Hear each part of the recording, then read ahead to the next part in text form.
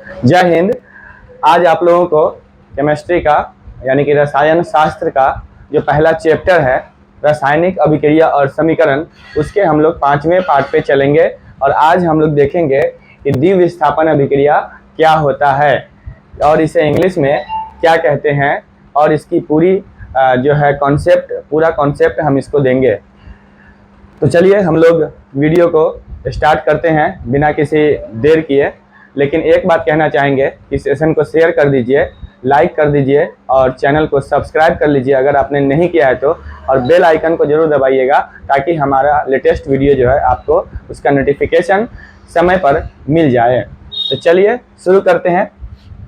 विस्थापन अभिक्रिया।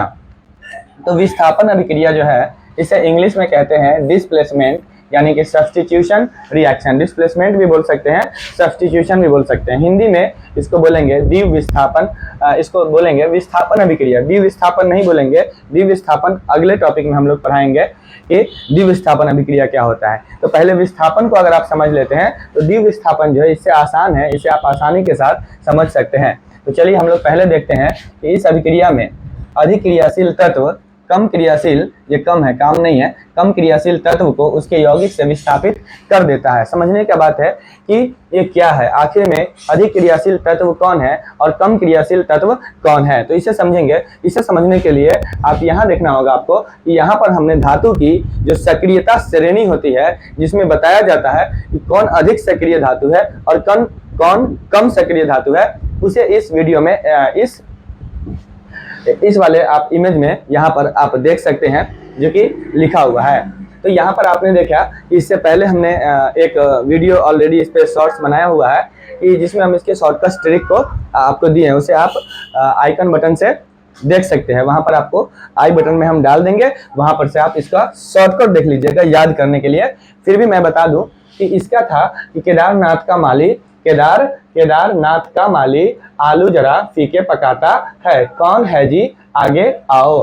तो इस तरीके से हम समझ सकते हैं कि के से पोटेशियम, Na से सोडियम, Ca से कैल्शियम, Mg से मैग्नीशियम, Al से एल्युमिनियम, जिंक से Zn से जिंक, Fe से आयरन, Pb से लेड और S से हाइड्रोजन, Cu से कॉपर और Hg से मरकरी, Ag से सिल्वर और Au से गोल्ड। तो ऊपर सबसे अधिक क्रियाशील धातु है और नीचे जो है सबसे कम क्रियाशील धातु है, और ये क्रियाशीलता जो है इस तरीके से कम होता रहता है। सबसे अधिक क्रियाशील कैल्शियम है और सबसे कम क्रियाशील जो है गोल्ड है। उससे भी नीचे एक आता है प्लेटिनम। हालांकि गोल्ड और प्लेटिनम का रिएक्शन होता नहीं है उतना, तो इसे हम उतना ध्यान नहीं देंगे, तो हम गोल्ड तक ही इसको ध्यान से समझेंगे। तो चलिए यहाँ पर हम लोग देखते हैं कि ये जो है यहाँ पर ए जो है ए अधिक क्रियाशील धातु है। किससे? सी से जो है ए अधिक क्रियाशील धातु है। अधिक क्रियाशील धातु क्या करता है कि कम क्रियाशील तत्व को, अधिक क्रियाशील तत्व, धातु नहीं, अधिक क्रियाशील तत्व जो है वो कम क्रियाशील तत्व को डिस्प्लेस कर देता है, उसकी जगह से हटा देता है। तो यहाँ पर देखेंगे कि ए जो है वो अधिक क्रियाशील धातु है। हमने बताया कि ए जो है वो अधिक क्रियाशील धातु है। किससे? सी से। तो सी को क्या करेगा? ये डिस्प्लेस करेगा, बी हो जाएगा खाली। तो ए क्या करेगा? बी के साथ रिएक्शन करके बी ए बना लेगा। क्या बना लेगा? बी ए या ए बी बना लेगा। ठीक है, तो इस तरीके से आपको समझना है। और डी को सी को डिस्प्लेस कर देगा। सी को क्या करेगा? डिस्प्लेस कर देगा, हटा देगा। तो सी जो है यहाँ पे क्या हो जाएगा? विस्थापित हो जाएगा। सी क्या हो जाएगा? विस्थापित हो जाएगा। और इसी विस्थापित होने की वजह से इस अभिक्रिया का नाम क्या दिया गया है? विस्थापन अभिक्रिया। इसे एकल विस्थापन अभिक्रिया भी कहा जाता है, सिंगल सब्स्टिट्यूशन रिएक्शन। जैसे यहाँ पे देखिए तो ये क्या है? फेरस। क्या है ये है आपका फेरस। और ये क्या है? Copper sulphate. Copper sulphate. तो कॉपर सल्फेट में आपने देखा कि यहाँ पे क्या है? Cu है और यहाँ पे क्या है? Fe है। तो हम इसका देखेंगे कि यहाँ पर Fe और Cu कहाँ है। तो यहाँ देखिए Cu यहाँ पर है और Fe कहाँ है? यहाँ पर है। यानी Fe जो है वो Cu से ज्यादा अभिक्रियाशील है। Fe जो है Cu से ज्यादा अभिक्रियाशील है, यानी आयरन जो है कॉपर से अधिक अभिक्रियाशील है। तो क्या करेगा?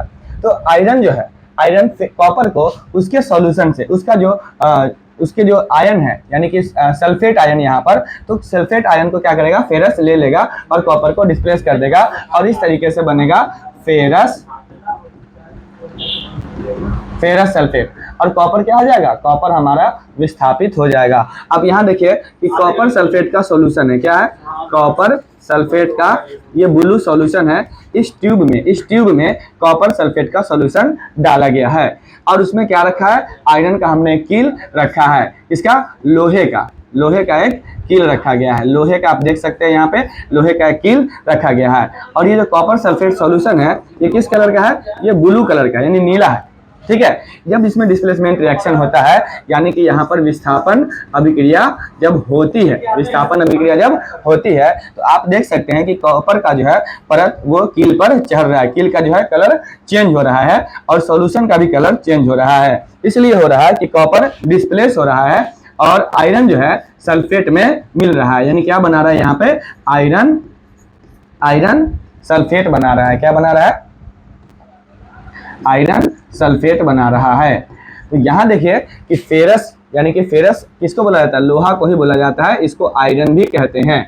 ठीक है, तो फेरस जो है वो कॉपर सल्फेट से कॉपर को डिस्प्लेस किया और सल्फेट के साथ खुद को मिला करके क्या बन गया, फेरस सल्फेट बन गया और कॉपर हमारा यहाँ पर डिस्प्लेस हो गया यानी कि विस्थापित हो गया। यहाँ पर आप देखिए Zn यानी कि जिंक, यहाँ फिर से कॉपर सल्फेट। तो यहाँ आप देखिए यहाँ जिंक का एक स्ट्रिप है, एक पट्टी है जो कि डाला गया है, एक छोटा सा आप कह सकते हैं कि जिंक का जो है छोटा सा धातु हमने लिया है, यहाँ पर एक रॉड लिया है जिसको कहाँ डाला गया है, कॉपर सल्फेट के सॉल्यूशन में। यहाँ देखिए कॉपर सल्फेट का जो है एक्वस सॉल्यूशन है यानी कि यहाँ पर विलियन है। ठीक है, विलियन कहते हैं जो लिक्विड फॉर्म में जो होता है उसको बोलते हैं विलियन यानी द्रव के रूप में।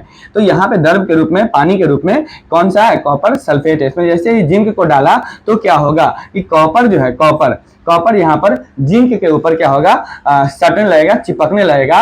और देखिए इसका जो कॉपर सल्फेट का जो ब्लू कलर है, जो ब्लू इसका रंग है वो क्या हो रहा है, धुंधला हो रहा है, उसका रंग जो है खत्म हो रहा है, फेडेड हो रहा है। तो इस तरीके से आप समझ सकते हैं कि कॉपर सॉल्यूशन अब कॉपर सॉल्यूशन नहीं रह गया, बल्कि इसमें जो है जिंक आने से ये क्या बन गया, जिंक सल्फेट बन गया। कॉपर सल्फेट से क्या बन गया, जिंक सल्फेट बन गया। और कॉपर जो है डिस्प्लेस हो रहा है किस पर, जिंक के पट्टी पे। तो यहाँ पे देखिए क्या बन गया, जिंक सल्फेट बन गया।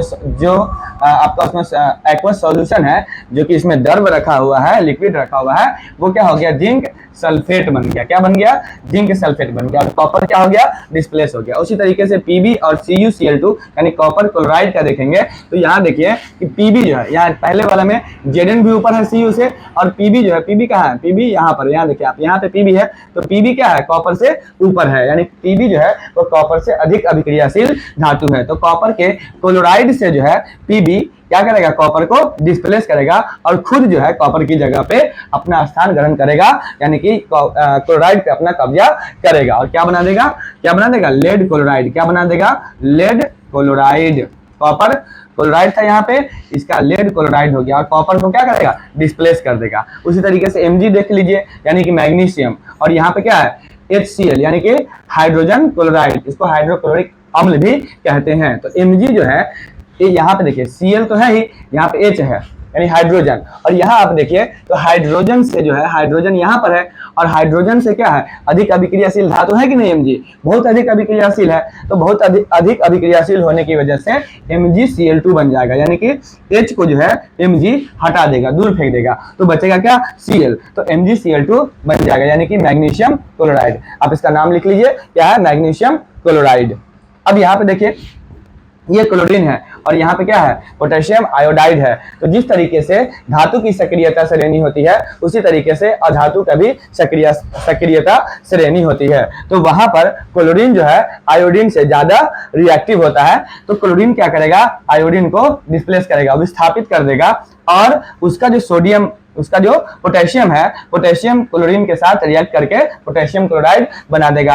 आई होप आपको ये समझ में आ गया होगा। आपको याद रखना है कि बस इसे ध्यान में रखना है, इसे ध्यान में रखेंगे अगर आप ध्यान में रखेंगे तो क्या होगा कि आपको आसानी के साथ एकल विस्थापन अभिक्रिया समझ में आएगी। अगर आपको ये ध्यान नहीं रहेगा, ये ध्यान रखने के लिए आपको हमने एक ट्रिक दिया है कि केदारनाथ का माली आलू जरा फीके पकाता है, कौन है जी, आगे आओ। तो ये शब्द को आप याद रखेंगे और इस शब्द से रिलेट करके आप इसके नाम को याद रखेंगे तो आपका क्या होगा कि सारा क्वेश्चन जो विस्थापन अभिक्रिया से है वो बन जाएगा। चलिए एक आपको और सवाल मैं देता हूं कि अगर यहाँ पे कॉपर की जगह जिंक और जिंक की जगह कॉपर डाल देते हैं, जैसे कि अगर हम यहाँ पे Cu प्लस ZnSO4 डाल देते हैं तो क्या होगा? क्या Cu जो है Zn को डिस्प्लेस कर पाएगा? आप बताइए, कर पाएगा या नहीं कर पाएगा? बिल्कुल नहीं कर पाएगा। क्यों नहीं कर पाएगा? क्योंकि Zn जो है अधिक अभिक्रियाशील धातु है, तो ZnSO4 को नहीं छोड़ेगा, चाहे कॉपर कुछ भी कर ले, क्योंकि कॉपर को Zn डिस्प्लेस करता है ना, जिंक डिस्प्लेस करता है, कॉपर जिंक को डिस्प्लेस नहीं कर सकता है। तो यहाँ पे क्या होगा? अभिक्रिया होगी ही नहीं। इस केस में अभिक्रिया आपकी नहीं होगी, ठीक है, अभिक्रिया नहीं होगी, ठीक है। तो कोई भी अगर जो आपका जो सॉल्यूशन है वो सॉल्यूशन अगर अधिक अभिक्रियाशील धातु का होगा तो कम अभिक्रियाशील धातु उसको डिस्प्लेस, उसको विस्थापित नहीं कर पाएगा, अतः यहाँ पर कोई अभिक्रिया नहीं होगी। तो मुझे लगता है कि आपको यहाँ तक समझने में कोई दिक्कत नहीं आई होगी। तो चलिए अब हम लोग अगले टॉपिक पे चलते हैं, जिसका नाम है द्विविस्थापन या अवक्षेपण अभिक्रिया। तो पहले समझ लेते हैं कि द्विविस्थापन क्यों कहते हैं इसको। द्विविस्थापन इसलिए कहते हैं कि यहाँ पर दोनों के आयनों का आदान प्रदान होता है, और अवक्षेपण इसलिए कहते हैं क्योंकि यहाँ पे अवक्षेप बनता है, कुछ चीजें सॉलिड के रूप में जमा होती है सॉल्यूशन के अंदर, जिसे हम अवक्षेप कहते हैं, और इसी के कारण इसे अवक्षेपण अभिक्रिया भी कहा जाता है। तो चलिए यहाँ पर हम देखेंगे, कुछ उदाहरण को देखेंगे। कुछ उदाहरण कैसा देखेंगे? तो यहाँ पे देखिए, तो सोडियम सल्फेट है, क्या है? सोडियम सल्फेट, और यहाँ पे क्या है?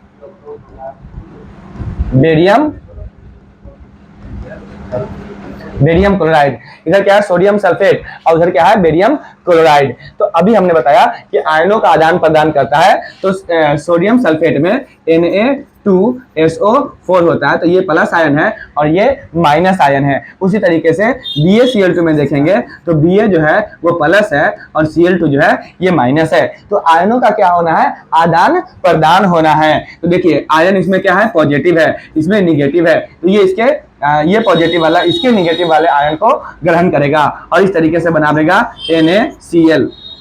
और ये जो है Ba जो बचेगा, ये Ba किसके साथ रिएक्शन करेगा? SO4 के साथ। तो हमारा क्या बनेगा? BaSO4। तो यहाँ पे आप देखिए क्या बना? BaSO4 यानी कि बेरियम सल्फेट। क्या बना? Barium sulphate. क्या बना? Barium sulphate. यहाँ पे क्या बना? Sodium chloride. क्या बना? Sodium chloride. तो यहाँ पे आपको देखना ये है कि इसमें जो है ये एक्वस सॉल्यूशन नहीं है, बल्कि ये क्या है? सॉलिड है, और ये जो है ये है आपका एक्वस, यानी कि ये आपका विलयन है, और ये जो है अवक्षेप है। क्या है? ये अवक्षेप है। ये जो है NaCl अवक्षेप के रूप में जमा रहेगा बेरियम सल्फेट के सॉल्यूशन में, इसलिए इसे द्विविस्थापन अभिक्रिया भी कहेंगे और अवक्षेपण अभिक्रिया भी कहेंगे। अगला देखते हैं AgNO3। AgNO3 को आप क्या लिखेंगे? देखिए सिल्वर नाइट्रेट। क्या लिखेंगे? Silver nitrate. NaCl को सोडियम क्लोराइड। तो यहाँ पे भी आप देखिए कि Ag जो है, Ag ये प्लस है और ये क्या है? माइनस है। ये क्या है? प्लस है, और ये जो है हमारा Na ये प्लस है और ये क्या है? माइनस है। तो यहाँ भी आदान प्रदान होगा, तो इसका इससे प्रदान होगा तो क्या बनेगा? AgCl, और इसका जो है इससे होगा तो क्या बनेगा? इसका जो है NO3 का जो है Na से बनेगा, तो क्या बनेगा? AgCl और NaNO3, यानी कि सिल्वर क्लोराइड और सोडियम नाइट्रेट। उसी तरीके से हम इसको देख लेते हैं। तो यहाँ पर ये प्लस है और ये माइनस है, यहाँ भी ये प्लस है और ये माइनस है, तो यहाँ भी आयनों का आदान प्रदान होगा। तो Cu क्या होगा? H के साथ, तो CuS, और SO4 जो है H के साथ, तो H2SO4। तो कॉपर सल्फेट हो गया और हाइड्रोजन सल्फाइड हो गया। यहाँ कॉपर सल्फाइड हो गया और हाइड्रोजन सल्फेट हो गया, यानी कि हाइड्रोजन सल्फेट का दूसरा नाम सल्फ्यूरिक एसिड भी है। ये बात आप ध्यान में रखेंगे, इसे सल्फ्यूरिक एसिड भी कहते हैं।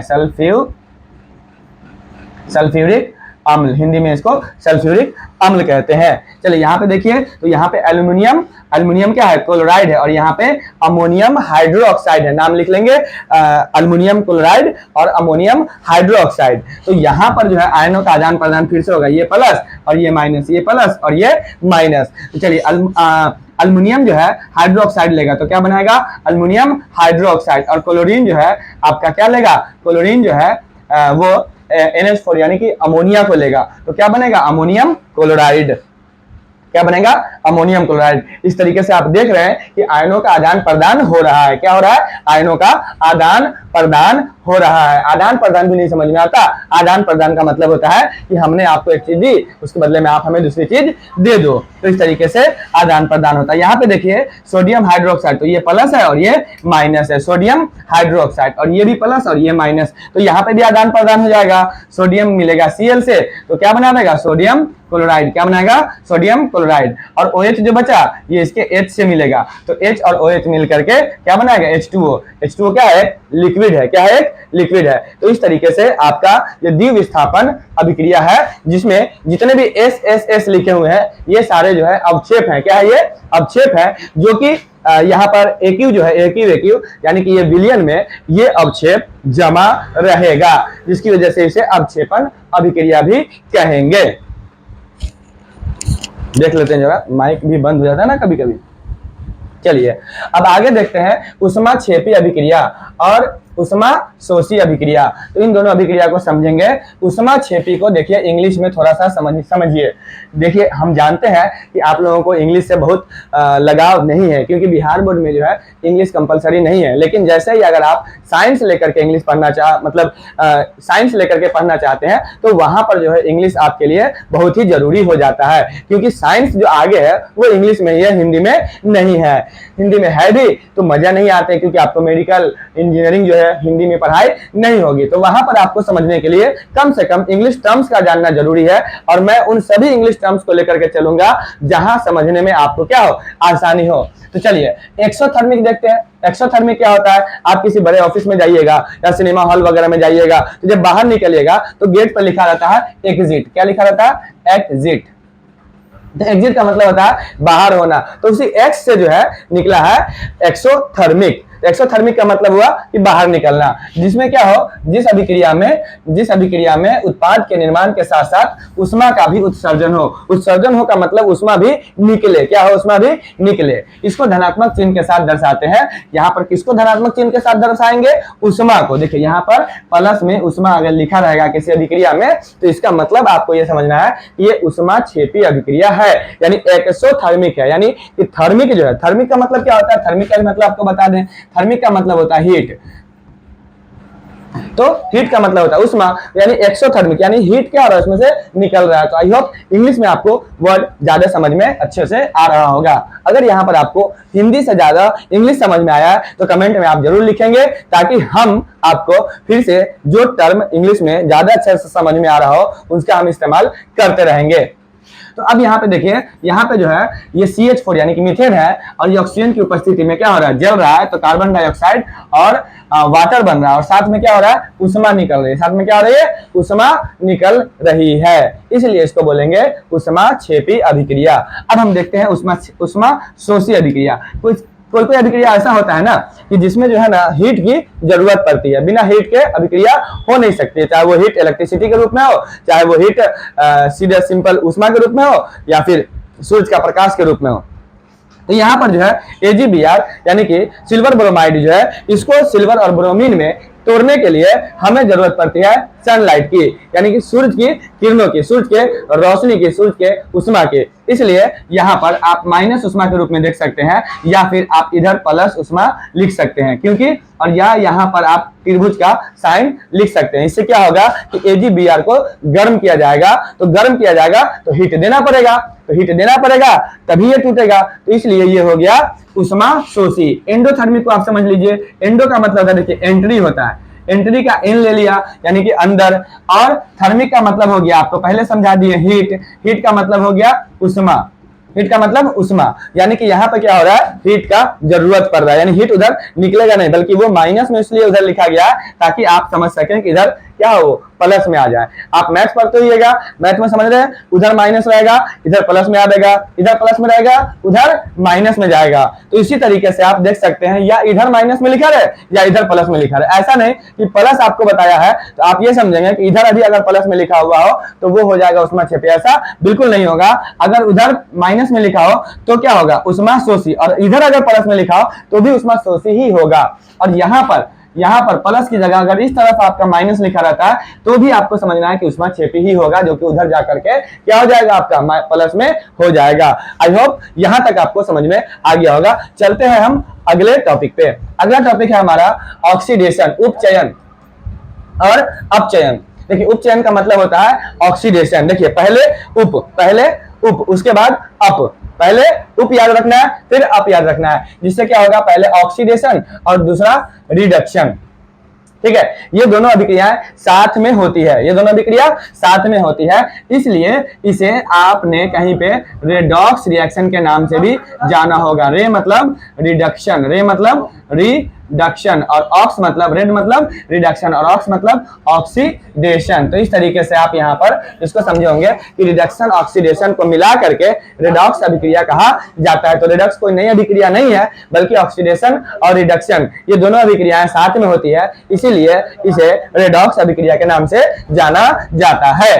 तो चलिए, किसी अभिक्रिया में ऑक्सीजन की वृद्धि हो जाना, यानी ऑक्सीजन जुड़ जाएगा या हाइड्रोजन निकल जाएगा, ऑक्सीजन जुड़ेगा या हाइड्रोजन निकलेगा, तो इसको क्या बोलेंगे, ऑक्सीडेशन, यानी कि उपचयन। क्या, उपचयन। अब देखिए किसी अभिक्रिया में ऑक्सीजन जब निकलेगा तो क्या होगा, हाइड्रोजन जुड़ेगा, जस्ट उसका अपोजिट है। इसमें ऑक्सीजन का वृद्धि होना है तो यहाँ पे ऑक्सीजन क्या हो रहा है, निकल रहा है। यहाँ पे हाइड्रोजन का निकल जाना है तो यहाँ पे हाइड्रोजन का क्या है, जुड़ जाना है। तो जस्ट उसका क्या है, अपोजिट रिएक्शन है, तो दोनों रिएक्शन साथ में होता है, इसीलिए इसको रेडॉक्स अभिक्रिया भी कहा जाता है।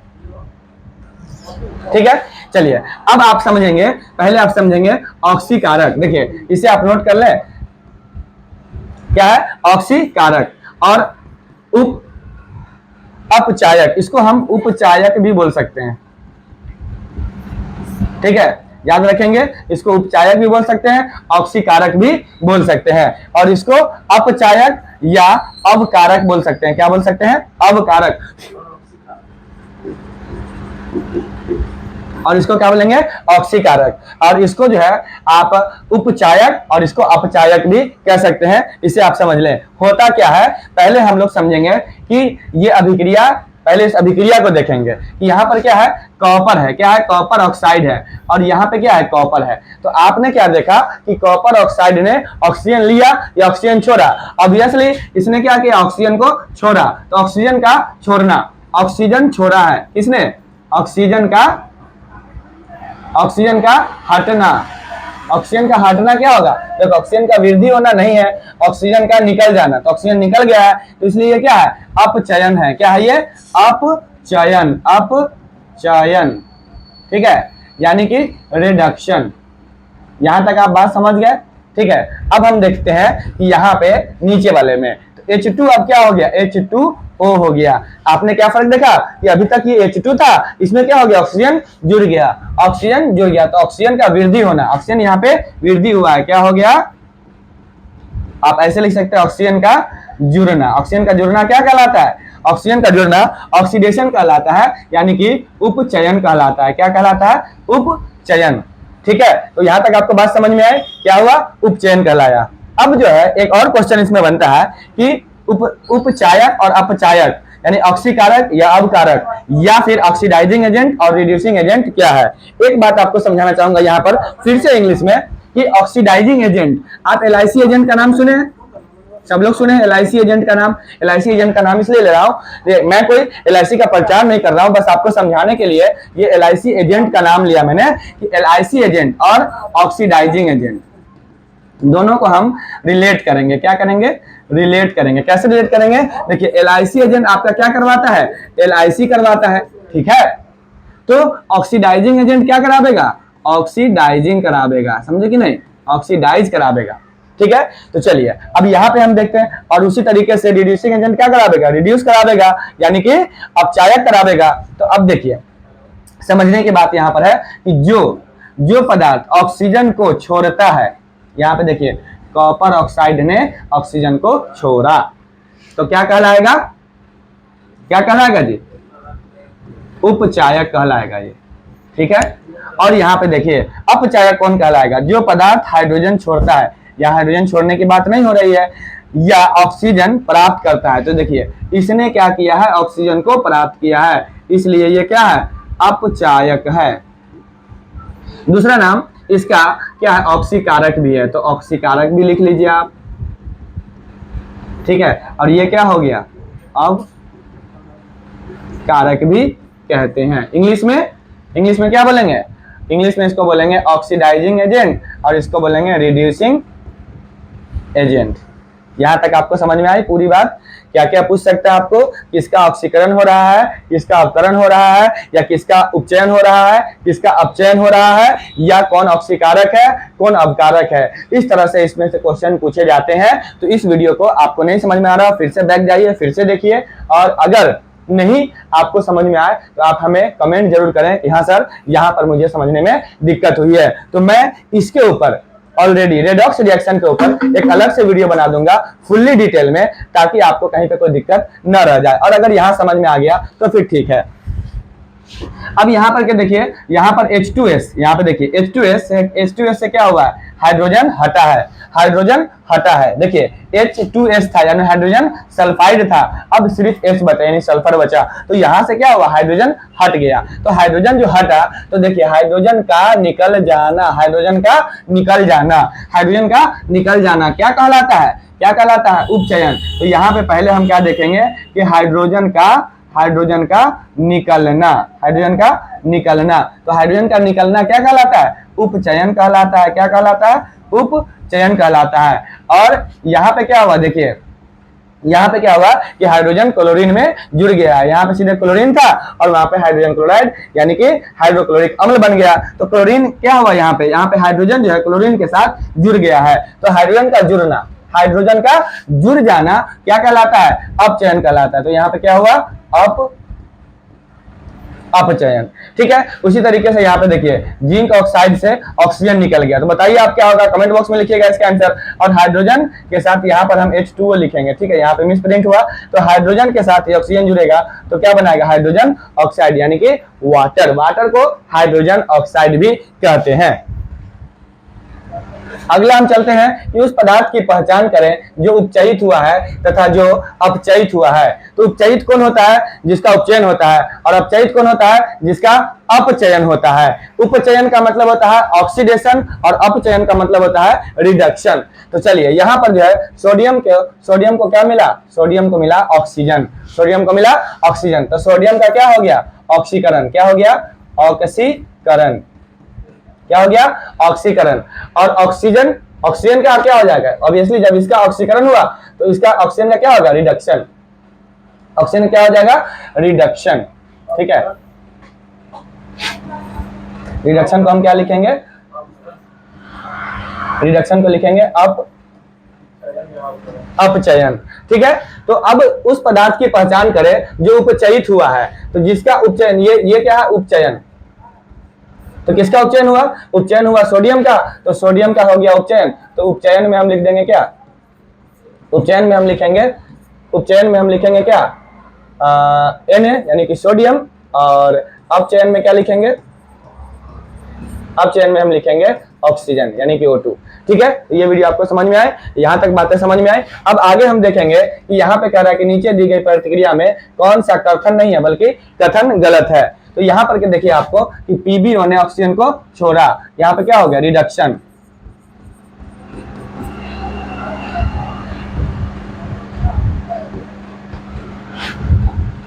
क्या हो गया, रिडक्शन, रिडक्शन का मतलब अपचयन, ध्यान से देखिएगा एकदम, अपचयन।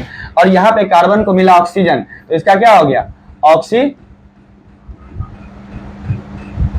ऑक्सीडेशन, क्या हो गया, देख लेते हैं माइक चालू है कि नहीं, ऑक्सीकरण यानी कि हीरा बहुत परेशान कर रहा है भाई, ऑक्सीडेशन, ठीक है। तो अब यहाँ पे देखेंगे कि लेड अपचयित हो रहा है, ऑप्शन क्या दे रहा है, लेड अपचयित हो रहा है, क्या हो रहा है, लेड अपचयित हो रहा है। तो लेड अपचयित हो रहा है, नहीं, अपचयित कौन हो रहा है, जिसका अपचयन हो रहा है वो अपचयित हो रहा है, तो अपचयित तो PbO हो रहा है, तो ये वाला हो गया आपका गलत, ठीक है। कार्बन डाइऑक्साइड उपचयित हो रहा है, तो यहाँ पे उपचयित कौन हो रहा है, किसका उपचयन हो रहा है, उपचयन, ऑक्सीकरण को इंग्लिश में हिंदी में उपचयन भी कहते हैं। तो उपचयन किसका हो रहा है भाई, कार्बन का हो रहा है, कार्बन डाइऑक्साइड का नहीं हो रहा है। तो ये वाला भी हमारा क्या है, गलत है। अब उसके बाद यहाँ पे देखिए कार्बन क्या हो रहा है, उपचयित हो रहा है, तो हाँ कार्बन का उपचयन हो रहा है, तो कार्बन क्या हो रहा है, उपचयित हो रहा है, तो ये वाला हमारा सही है। और लेड जो है अपचयित हो रहा है, तो यहाँ पे लेड नहीं बल्कि लेड ऑक्साइड होना चाहिए। क्या होना चाहिए, लेड ऑक्साइड। क्वेश्चन में देख लीजिएगा क्या होगा यहाँ पे, लेड ऑक्साइड। तो लेड ऑक्साइड उपचयित हो रहा है, तो हाँ ये सही है। तो यहाँ पर ये दोनों आंसर हमारा क्या है, गलत है। तो ऑप्शन आपको मिलेगा कि ए और बी, वहां जहां पे मिलेगा कि ए और बी गलत है तो वहां आप टिक मार देंगे, ठीक है, वहां आपका आंसर हो जाएगा। अब कह रहा है कि एक चमकदार भूरे रंग का तत्व हवा में गर्म करने पर काले रंग का हो जाता है, तत्व X तथा काले रंग के यौगिक का नाम बताइए। तो आपको पता होगा कि एक चमकदार भूरे रंग का तत्व जो होता है वो कॉपर होता है। क्या होता है, कॉपर होता है। और जब इसको हम ऑक्सीजन के साथ गर्म करते हैं तो क्या बन जाता है, CuO, यानी कि कॉपर ऑक्साइड। तो यहां पर ये जो X नाम का तत्व है, X नाम का जो तत्व है, X नाम का जो तत्व है वो है कॉपर। क्या है, कॉपर। और इसका संकेत क्या है, Cu। और जो भूरे रंग का जो पदार्थ बन रहा है, ये क्वेश्चन मैं इसलिए बता रहा हूँ कि ये क्वेश्चन कई बार एग्जामिनेशन में पूछा जा चुका है। तो ये क्वेश्चन आपके लिए बहुत ही क्या है, वेरी वेरी इंपॉर्टेंट है। इसको एकदम समझ ले कि भूरे रंग का जो तत्व है वो क्या है, कॉपर है। और उसको गर्म करने पर जो काले रंग का हो जाता है वो कॉपर ऑक्साइड है। तो काले रंग का जो हो जाता है, काले रंग का जो क्या हो जाता है, काले रंग का यौगिक, क्योंकि ये मिलने के बाद, दो तत्व मिलने के बाद क्या बनता है, यौगिक बनता है। ये सब बेसिक बातें हैं जिसे आपको जानना जरूरी है। तो ये जो काले रंग का यौगिक बना, ये क्या है, कॉपर ऑक्साइड है। क्या है, कॉपर ऑक्साइड। ठीक है, ब्रैकेट में लिख देंगे Cu और ये इसका संकेत हो गया। तो आई होप ये वीडियो आपको यहां तक समझ में आया होगा। अब हम आगे चलेंगे, इसको देखिए बैलेंस कर लेंगे। यहाँ पर क्या है, बैलेंस नहीं है, तो यहाँ पर अगर हम 2 लगा देते हैं और यहाँ पे भी 2 लगा देते हैं तो ये बैलेंस हो गया। 2Cu 2O यहाँ पे हो गया बराबर। चलिए अब आगे चलते हैं। आगे जो हमारा अगला टॉपिक है वो है संक्षारण से रिलेटेड है। संक्षारण का मतलब क्या होता है, कोई भी धातु क्या होता है, धीरे धीरे वो खराब होता है, खत्म हो जाता है। तो इसीलिए जब कोई धातु नमी, वायु, अम्ल आदि के संपर्क में आता है तो धातु संक्षारित यानी कि कमजोर हो जाता है, उसका स्ट्रेंथ खत्म हो जाता है। ठीक है, जैसे कि लोहे पर जंग लगना। यहाँ आप देख सकते हैं कि एक कोई मशीन है जिसके बहुत दिन छोड़ दिए जाने पर इसमें ग्रीस नहीं लगा, इसमें मोबिल नहीं लगा, तो इसकी वजह से ये क्या हो गया, संक्षारित हो गया। इसको वायु का संपर्क मिला, नमी मिली, ये कमजोर हो गया। अब इस मशीन को चलाना बहुत ही मुश्किल होगा। यहाँ पर आप देखिए कि चांदी है, चांदी की जो भी चांदी का बर्तन है वो बर्तन अब क्या हो रहा है, काला पड़ रहा है, धीरे धीरे क्या हो जाता है, काला पड़ जाता है। ठीक है, तो इस पर काली परत चढ़ गई। यहाँ पर आप देख सकते हैं कि तांबे का जो है, ये तांबा है, क्या ये तांबा है, और इस पर हरे रंग का एक परत चढ़ रहा है जिसको बोलते हैं कि क्या हो रहा है, कॉपर का संरक्षण हो रहा है, संक्षारण हो रहा है। क्या बोल रहा है, संक्षारण हो रहा है, कोरोजन ऑफ कॉपर, कॉपर का कोरोजन हो रहा है। तो इस कोरोजन को हम किस तरीके से बचा सकते हैं, पूछा जाता है क्वेश्चन कि संक्षारण से बचाने के लिए क्या किया जाएगा। तो धातु को पेंट कर देंगे। क्या कर देंगे, पेंट कर देंगे। तो पेंट आपने देखा होगा कि घर की खिड़की या फिर गेट जो लोहे का होता है तो उसे हम क्या करते हैं, पेंट कर देते हैं। इसलिए पेंट करते हैं कि उस पर पानी और एयर का संपर्क न हो सके और वो संक्षारित होने से बचा रह सके। दूसरा, मिश्र धातु बना करके, जैसे आपने स्टील का गिलास देखा होगा, उस पर जल्दी जंग नहीं लगता और स्टेनलेस स्टील पे तो एकदम से नहीं लगता है। तो इसलिए मिश्र धातु बना देंगे तो वो संक्षारण से बच जाएगा। और धातु की परत चढ़ा करके, यानी कि धातु स्पेशल इस पर जिंक की परत चढ़ाई जाती है। आप याद रखेंगे, जिंक की परत चढ़ाने को इंग्लिश में गैल्वेनाइजेशन बोलते हैं, गैल्वेनाइजेशन बोलते हैं। और हिंदी में यस्द लेपन, याद रखिएगा, यस्द लेपन बोलते हैं। इसके बारे में पूछा जाता है कि यस्द लेपन क्या होता है, तो किसी भी धातु पर जिंक की परत चढ़ाना यस्द लेपन कहलाता है। चलिए, तो ये 3 बातें आपने लिखना है। अब आगे है विकृत गंधिता। विकृत गंधिता से मुराद ये है, तात्पर्य ये है कि किसी भी खाने का खराब हो जाना, सड़ जाना और वो बेकार हो जाना, खाने योग्य नहीं बचना। तो आप देखिए, वसा युक्त या तैलीय खाद्य सामग्री वायु के संपर्क में आने पर उपचयित हो जाती है, यानी उससे ऑक्सीजन का संपर्क हो जाता है और वो चीजें क्या हो जाती है, स्वाद और गंध में उसके परिवर्तन आ जाता है। ज्यादा स्पीड नहीं ना हो रहा वीडियो। अगर आपको लग रहा है कि मैं ज्यादा स्पीड पढ़ा रहा हूं तो आप हमें कमेंट में जरूर बताइएगा, हम इसका ध्यान रखेंगे। क्योंकि क्या होता है ना कि जब मजा आने लगता है, समझने और समझाने का क्रम अच्छा चलने लगता है, तो फिर पता ही नहीं चलता कि आवाज स्पीड हो रहा है या फिर कम हो रहा है। तो यहाँ देखिए, वसा युक्त खाद्य पदार्थ का खराब होना। वसा युक्त खाद्य पदार्थ जिसमें तेल मसाला वगैरह होगा, ठीक है, वो क्या होगा, जल्दी खराब हो जाएगा। फल वगैरह भी खराब हो जाता है। आप वसा युक्त के साथ आप फल सब्जियां भी लिख सकते हैं। फल सब्जियां, देखिए लिखने को बहुत सारी चीजें जो है डिफिनेशन में लिखी जा सकती है, लेकिन समझने के लिए आपको समझना है कि ये सारी चीजें जो है, अगर इसको ऑक्सीजन का लगातार संपर्क मिलता रहे तो ये खराब हो जाएगा, और इसी खराब हो जाने को रैंसिडिटी या विकृत गंधिता कहते हैं। चलिए, फल तथा सब्जियों का सड़ जाना भी विकृत गंधिता में आता है। तो अगर आपको 2 एग्जाम्पल पूछ ले तो आप ये 2 एग्जाम्पल जरूर लिखिएगा एग्जाम में। अब है विकृत गंधिता को रोकने के लिए क्या उपाय है। तो खाद्य पदार्थों को वायु रोधी बर्तन में रखकर, यहाँ पे देखिए, यहाँ पे हमने एक ऐसा कंटेनर, एक ऐसा बॉक्स दिया है जो कि असाधारण बॉक्स है, यानी कि साधारण बिल्कुल भी नहीं है। इसको बंद करने के बाद इसमें हवा बिल्कुल नहीं जाएगा, और एयर टाइट कंटेनर इसको बोलेंगे। और इस कंटेनर में एयर के जाने की बिल्कुल गुंजाइश नहीं होगी, और आपका जो भी इसमें चीज है, जो भी खाने की चीज है, वो सुरक्षित रहेगा, वो जो है विकृत गंधिता नहीं हो पाएगा। तो खाने को प्रशीतन करके, अगला जो है खाने को प्रशीतन, यानी खाने की चीजें जो है उसको आप फ्रिज में रख देंगे। देखिए, ये लड़की जो है बहुत ही चालाक है, इसने अपने सारे फल फ्रूट सब्जियों को फ्रिज में रखा है। और हमारे घर की जो औरतें होती है वो बस ऐसे ही फ्रिज होने के बावजूद भी ऐसे ही रख देते हैं, तो क्या रहता है, खराब हो जाता है। फिर कंप्लेन आता है कि देखिए ये चीज सड़ गई, ये चीज खराब लिया है, वो चीज खराब लिया है। तो इसलिए जैसे ही फल तथा सब्जियां लाए, उसे धो करके, उसे साफ सुथरा करके, उसमें कोई कीड़े मकोड़े ना हो, छोटे मोटे सांप के जो बच्चे होते हैं वो ना हो, उसे साफ सुथरा करके कहाँ रख देना चाहिए, फ्रिज में रख देना चाहिए, ताकि उसको विकृत गंधिता न हो सके। आलू की चिप्स में देखिए, कंपनी वाले बड़े तेज होते हैं। कंपनी वाले जानते हैं कि अगर सीधे पैक करेंगे तो इसमें ऑक्सीजन आएगा, और ऑक्सीजन आएगा तो चिप्स खराब हो जाएगा, चिप्स मर जाएगा, मजा नहीं आएगा खाने में। तो इसलिए उसमें से ऑक्सीजन को निकाल के कौन सा गैस भर देते हैं, ऑक्सीजन को निकाल के नाइट्रोजन गैस भर देते हैं। तो नाइट्रोजन गैस भर देते हैं। नाइट्रोजन क्या है, एक अक्रिय गैस है जो क्रिया बहुत कम करती है। तो इसकी वजह से बहुत दिनों तक चिप्स जो है उसमें एकदम बढ़िया रहता है। जवन नहीं है, जवन कैसे हो जाएगा, जवन तो भोजपुरी वाला ना, ये तो जगह है, इका बा जगह बा, जवन न बा। आज नाइट्रोजन भी गलती लिखल बा, नाइट्रोजन न है, इका है भाई, ई नाइट्रोजन ऐसे होला, ठीक बानू। तो ई नाइट्रोजन ऐसे होता है। तो खाद्य पदार्थों तथा पके भोजन को सीधे सूर्य के प्रकाश के संपर्क से बचाकर, जैसे ऐसा होता है कि हमारे किचन में डायरेक्ट लाइट आती है और कोई चीज वहां पे पड़ा रह जाता है और उस पर सूरज की किरणें पड़ती है और वो चीज खराब हो जाती है, रैंसिड हो जाती है, तो उसी को हम बोलते हैं रैंसिडिटी। तो चलिए, आपको अगर पूछा जाए कि विकृत गंधिता के उदाहरण बताइए तो ये बता दीजिएगा, और अगर विकृत गंधिता को रोकने के उपाय पूछा जाए तो ये 3-4 उपाय में से 2-3 उपाय आप ऐसे ही याद हो गए होंगे, तो आप लिख दीजिएगा। तो आपका चैप्टर हो गया समाप्त।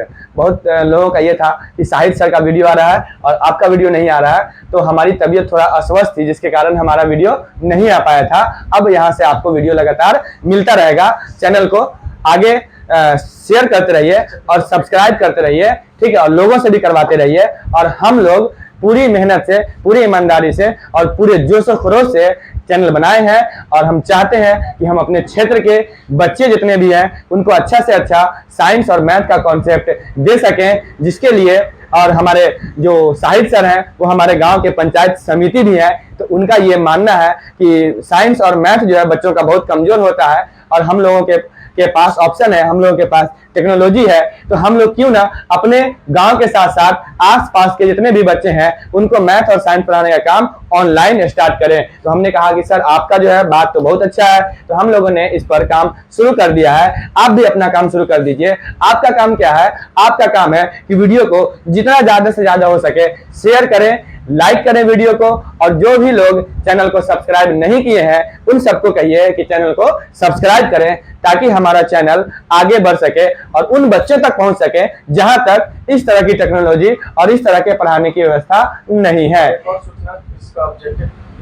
और एक और सूचना ये है कि ये जो चैप्टर फिनिश हो गया है, तो चूंकि बिहार बोर्ड है और बिहार बोर्ड में 50 नंबर के ऑब्जेक्टिव क्वेश्चन पूछे जाते हैं, जिसका हम पूरा ख्याल रखेंगे, और आप लोगों को इसका अगले वीडियो में जो है मिलेगा 1 से लेकर के 50 तक एकदम छांटा हुआ, यानी कि एकदम जो VVI इंपॉर्टेंट है वो आपको ऑब्जेक्टिव मिलेगा, और वो ऑब्जेक्टिव आप कर लेंगे तो इस चैप्टर से रिलेटेड कोई भी क्वेश्चन आपका नहीं छूटेगा, ये मैं आपको गारंटी देता हूं। चलिए तो अब चलते हैं, समय बहुत हो चुका है, इजाजत दीजिए आफ्ताब सर को जाने की। धन्यवाद। जय हिंद, जय भारत।